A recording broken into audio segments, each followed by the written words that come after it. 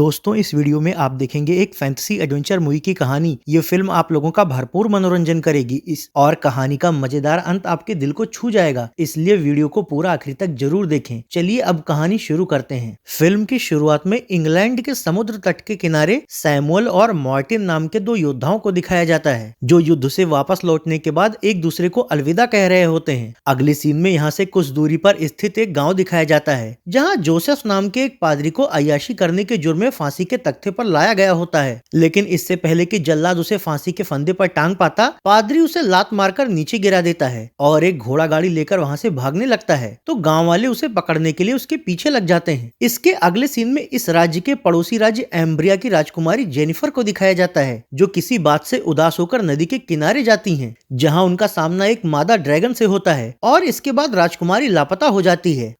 इधर गांव वालों से बचकर भाग रहा पादरी भागते भागते समुद्र तट पर पहुंच जाता है। इत्तेफाक से उसी वक्त योद्धा मार्टिन अपने दोस्त सैमुअल से विदा लेकर नाव पर सवार हो रहा होता है। तो मौका देखकर पादरी बिना मार्टिन को अपने साथ हुई घटना के बारे में कुछ बताए ही नाव पर सवार होकर उसके साथ निकल पड़ता है। रास्ते में पादरी उससे पूछता है, तुम कोई योद्धा मालूम पड़ते हो, कहाँ जा रहे हो? मार्टिन कहता है, एम्ब्रिया राज्य के पहले ही एक छोटे से गाँव में मेरे पिताजी रहते हैं। मैं कई सालों बाद उनसे मिलने जा रहा हूँ। वैसे आप भी कोई पादरी हैं, आपको कहाँ जाना है? पादरी कहता है, किसी भी चर्च में चला जाऊंगा, मैं तो घूमता फिरता रहता हूँ। थोड़ी देर बाद नाव से उतरकर मार्टिन जंगल के रास्ते अपने पिता के पास जाने लगता है, जहाँ जॉय नाम का एक बच्चा, जिसे उसके पिता लड़ाई का प्रशिक्षण देते थे, उससे कहता है, तुम्हारे पिता अभी भी स्वस्थ हैं। ये सुनकर मार्टिन राहत की सांस लेता है और अपने पिता के पास जाकर उनसे मिलता है। उसके पिता कहते हैं, 15 साल बीत गए तुम्हें यहाँ से गए हुए, अब जब तुम वापस आ ही गए हो तो आगे के लिए तुम्हारी क्या योजना है? मार्टिन कहता है, अब मैं शांति से एक सामान्य जिंदगी जीना चाहता हूँ, इसलिए मुझे खेती के लिए जमीन चाहिए, जहाँ मैं खेती बाड़ी और थोड़ा बहुत पशुपालन कर सकूं। तो उसके पिता कहते हैं, एम्ब्रिया राज्य के राजा हेडली के पास जाओ, उनको तुम्हारे जैसे योद्धाओं की कद्र है। जब तुम उन्हें मेरा ये ड्रैगन सींग दिखाओगे तो वो समझ जाएंगे कि तुम मेरे बेटे हो और तुम्हारी जरूरत जरूर पूरी करेंगे। वो सींग देखकर मार्टिन कहता है, पिताजी क्या ड्रैगन अब भी होते हैं? उसके पिता कहते हैं, हाँ शायद होते हैं। वैसे ये सींग मैंने एक ड्रैगन को मार कर ही प्राप्त किया था, जिससे मुझे काफी शोहरत हासिल हुई थी।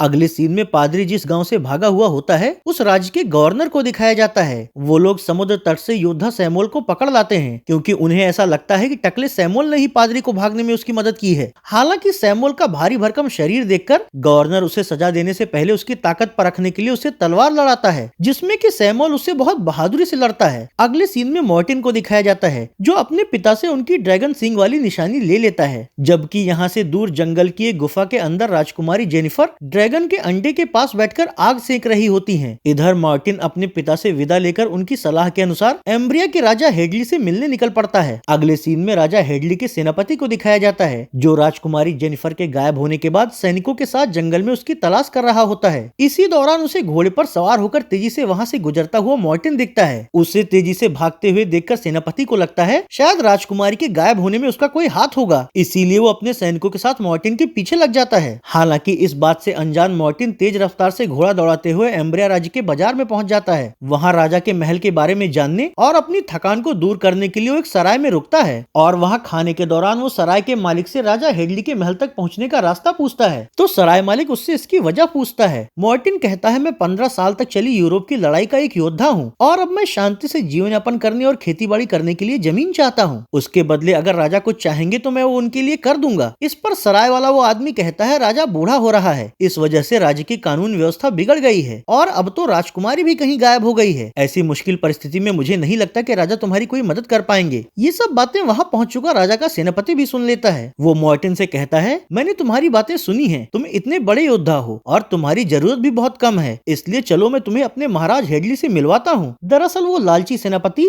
मार्टिन का फायदा उठाकर राजा की राजगद्दी और उनकी बेटी को हासिल करना चाहता है, और जब उसे पता चलता है कि मार्टिन को बस खेती के लिए थोड़ी जमीन ही चाहिए और उसके बदले वो राजा के लिए कोई भी काम कर सकता है, तो अपना उल्लू सीधा करने के लिए वो मार्टिन को राजा के दरबार में ले जाता है, जहाँ राजा सेनापति से पूछते हैं, मेरी बेटी का कुछ पता चला? सेनापति कहता है, अभी नहीं महाराज। कोई कहता है कि उसे ड्रैगन उठा ले गया, तो कोई कहता है उसका किसी ने अपहरण कर लिया है। ये सुनकर राजा उससे कहते हैं, फिर तुम उसे ढूंढने की बजाय यहाँ क्यों आ गए? सेनापति कहता है, महाराज मैं इस योद्धा को आपसे मिलवाने लाया हूँ। तो राजा कहते हैं, मैं राज्य व्यवस्था और अपनी बेटी के लापता होने से काफी विचलित हूँ, इसलिए मैं किसी से नहीं मिलना चाहता। राजा की बात सुनकर मार्टिन उन्हें ड्रैगन की सींग दिखाकर उन्हें अपने बारे में बताता है। वो सींग देखकर राजा उससे कहते हैं, तुम मेरे बहादुर दोस्त के बेटे हो? अभी वो कैसे हैं? मार्टिन कहता है, हाँ मैं उन्हीं का बेटा हूँ और वो बिल्कुल ठीक हैं। युद्ध से इतने सालों बाद लौटने के बाद मैं शांतिपूर्वक जीना चाहता हूँ। मुझे खेती के लिए कुछ जमीन चाहिए थी, इसलिए उन्होंने मुझे आपके पास भेजा है। राजा कहते हैं, तुम जमीन की बात कर रहे हो? मैं तो अपनी बेटी को वापस लाने वाले योद्धा से उसकी शादी कराकर उसे भारी भरकम उपहार देने की घोषणा कर चुका हूँ। इस पर मार्टिन कहता है, महाराज आप मेरे पिता के दोस्त हैं, इसलिए मैं आपकी बेटी को कहीं से भी ढूंढ लाऊंगा। रही बात उपहार और राजकुमारी से शादी करने की, तो मुझे उसकी शादी का लालच नहीं है और न ही किसी उपहार का लालच है। मैं तो बस खेती बाड़ी के लिए थोड़ी जमीन ले लूंगा। ये सुनकर राजा बहुत खुश हो जाते हैं और सेनापति तथा कुछ सैनिकों को उसके साथ जाकर राजकुमारी को ढूंढने के लिए कहते हैं। वहीं सेनापति मन ही मन ये सोचकर खुश हो रहा होता है कि राजकुमारी के मिलने पर उसका श्रेय लेकर मैं राजकुमारी से शादी भी कर लूंगा और उपहार के रूप में ढेर सारा धन भी ले लूंगा। इसके बाद राजा का बूढ़ा मंत्री, सेनापति तथा मार्टिन ये सभी लोग घोड़े पर सवार होकर राजकुमारी को ढूंढने निकल पड़ते हैं।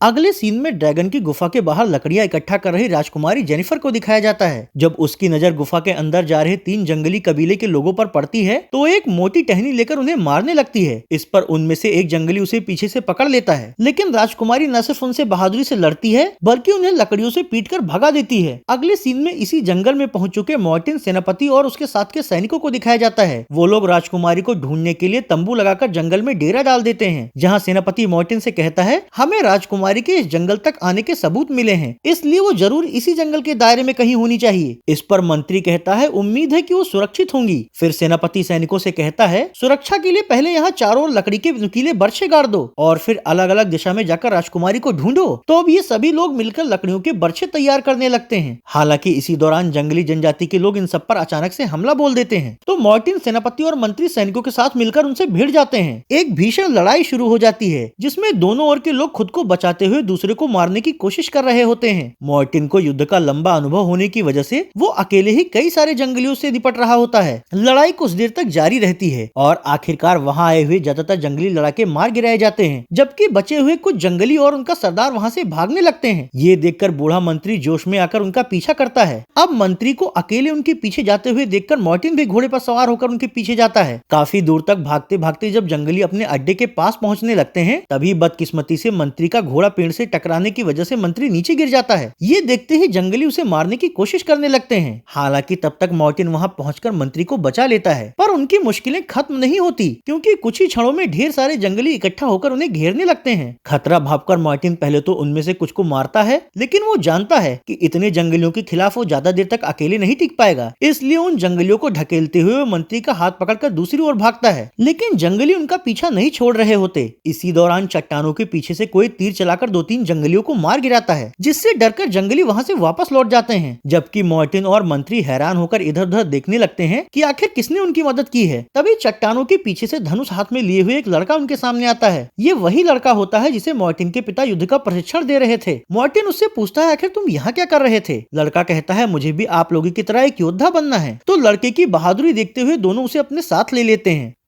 अगले सीन में दूसरे राज्य के गवर्नर और उसके कुछ आदमियों को दिखाया जाता है, जो कई गांवों पर हमला करके वहां लूट मार कर रहे होते हैं, क्योंकि उनका इरादा ढेर सारा धन इकट्ठा करके एक ऐसी बड़ी सेना बनाना होता है जिसके इस्तेमाल से वो आसपास के राज्यों पर कब्जा करके एक बड़ा साम्राज्य स्थापित कर सकें। इस लूटमार के दौरान ही जब उन्हें एक गाँव के बूढ़े से ये पता चलता है कि एम्ब्रिया राज्य की राजकुमारी की तलाश करने वालों को राजकुमारी और ढेर सारा धन मिलेगा, तो वो लोग भी राजकुमारी की तलाश में निकल पड़ते हैं। इधर जंगल में काफी दूर निकल चुका मार्टिन मंत्री और लड़के के साथ एक घोड़ा गाड़ी पर बैठकर जंगल में राजकुमारी का सुराग तलाश रहा होता है। फिर रात होने पर जब ये तीनों एक जगह रुककर अलाव सेंक रहे हो, तभी उन्हें थोड़ी दूरी पर कोई रोशनी दिखाई पड़ती है। इससे चौंक कर ये लोग अपनी अलाव बुझाकर उस रोशनी की ओर जाते हैं और वहाँ से ड्रैगन की उस गुफा में पहुँच जाते हैं जहाँ ड्रैगन का अंडा रखा हुआ होता है। मार्टिन जब उस अंडे को देखता है तो कौतूहलवश उसे फोड़ने के लिए अपनी तलवार उठा लेता है। हालांकि उससे पहले ही राजकुमारी उसके सिर पर वार करके उसे नीचे गिरा देती है। इससे मार्टिन का सिर चकराने लगता है, लेकिन इसके बाद भी वो फुर्ती से उठकर तलवार लेकर खड़ा हो जाता है। अब इससे पहले कि उन दोनों में कोई मुकाबला होता, अंदर पहुंच चुका मंत्री राजकुमारी को पहचान कर उनसे कहता है, आप यहाँ क्या कर रही हैं राजकुमारी? आपके पिता के आदेश पर ही हम आपको जगह जगह तलाश कर रहे थे। राजकुमारी कहती है, मैं यहाँ अपनी मर्जी से रह रही हूँ। ये सुनकर वो लोग चौंक जाते हैं। मार्टिन कहता है, हम आपको यहाँ से ले जाने के लिए आए हैं। तो राजकुमारी कहती है जब तक इस अंडे से बच्चा बाहर नहीं आ जाता तब तक मैं यहाँ से कहीं नहीं जाऊंगी। इस पर मार्टिन कहता है फिर तो मैं इस अंडे को फोड़ देता हूँ। ये सुनते ही राजकुमारी बुरी तरह भड़क जाती है और उससे कहती है कुछ दिनों पहले ही इसकी माँ नदी के पास से मुझे यहाँ लाई थी। वो बहुत बीमार है, इसलिए जब से वो दोबारा नदी के पास गई तब से वहाँ से वापस नहीं लौटी है। उसके हाव भाव से मैं समझ गई थी कि उसको अपने अंडे की हिफाजत के लिए कोई चाहिए था। उसने मुझे चुना क्योंकि ड्रैगन लोगों की भावनाओं को भांप लेते हैं। ये दुनिया का आखिरी ड्रैगन अंडा है, इसलिए मैं इसकी हिफाजत करूंगी। ये सब सुनकर मार्टिन काफी हैरान होता है। वहीं मंत्री और लड़का गाड़ी पर अपने साथ लाई हुई खाने पीने और जरूरत की चीजें राजकुमारी को देते हुए कहते हैं अगर आपको यहीं रहना है तो आपको इन सब की जरूरत पड़ेगी। राजकुमारी वो सारा सामान ले लेती है। उस रात वो सभी वहीं रुकते हैं। मौका देखकर मार्टिन अकेले में मंत्री से कहता है उस ड्रैगन ने अगर जन्म ले लिया तो वो इंसानों के लिए खतरा बन सकता है और जब तक वो अंडा यहाँ है तब तक राजकुमारी यहाँ से नहीं जाएगी, इसलिए मुझे कैसे भी करके उसे नष्ट करना होगा। मंत्री भी इस पर सहमति जताता है।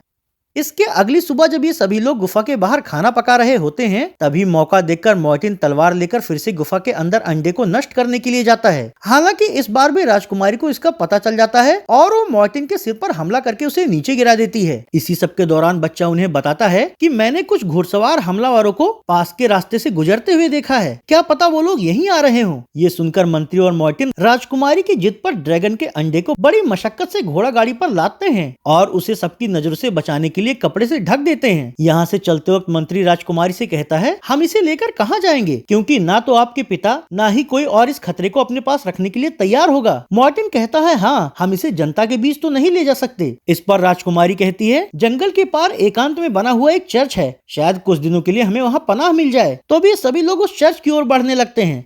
इसके अगले सीन में लुटेरे गवर्नर और उसके आदमियों को दिखाया जाता है। ड्रैगन की गुफा में पहुंचने पर उन्हें अंदर राजकुमारी के कपड़े मिलते हैं, जिसे देखकर गवर्नर सेनापति से कहता है ऐसा लगता है राजकुमारी के साथ कोई और भी है और यहाँ गाड़ी के पहियों के निशान से ये साफ पता लग रहा है कि वो लोग कुछ देर पहले ही यहाँ से निकले होंगे। ये सुनकर सेनापति आदमियों को रास्ते पर बने चिन्हों के पीछे चलने के लिए कहता है। उधर चर्च तक पहुँचने पर राजकुमारी वहाँ के नन से कुछ दिन रुकने के लिए पनाह मांगती है, पर जब नन को ये पता चलता है कि उनके पास किसी ड्रैगन का अंडा है तो वो उन्हें वहाँ रुकने से मना करते हुए कहती है ये अंडा इंसानियत के लिए खतरा है। इस बात पर मार्टिन और राजकुमारी की नन से बहस होने लगती है, लेकिन तभी चर्च से वो पादरी बाहर आता है जिसे मार्टिन ने अपनी नाव पर पनाह दी थी। पूरा मामला समझने के बाद वो उन लोगों को अंडे सहित वहाँ रुकने की इजाजत दे देता है। इसके अगले दिन चर्च में एक आयोजन होता है जिसमें राजा का सेनापति भी आया हुआ होता है। जब उसे पता चलता है कि राजकुमारी मिल गई है तो वो मार्टिन से कहता है तुम्हें तो जमीन मिल ही जाएगी, बस राजा से कह देना कि मैंने ही राजकुमारी की तलाश करके उन्हें बचाया है। वहाँ खड़ी राजकुमारी जब सेनापति की ये बातें सुनती है तो उसे लगता है कि मार्टिन ने सेनापति के साथ उसकी शादी का कोई सौदा किया है, इसलिए अकेले में ले जाकर वो मार्टिन से कहती है तो तुम इसीलिए मुझे तलाश कर रहे थे ताकि तुम सेनापति के साथ मेरी शादी का सौदा कर सको।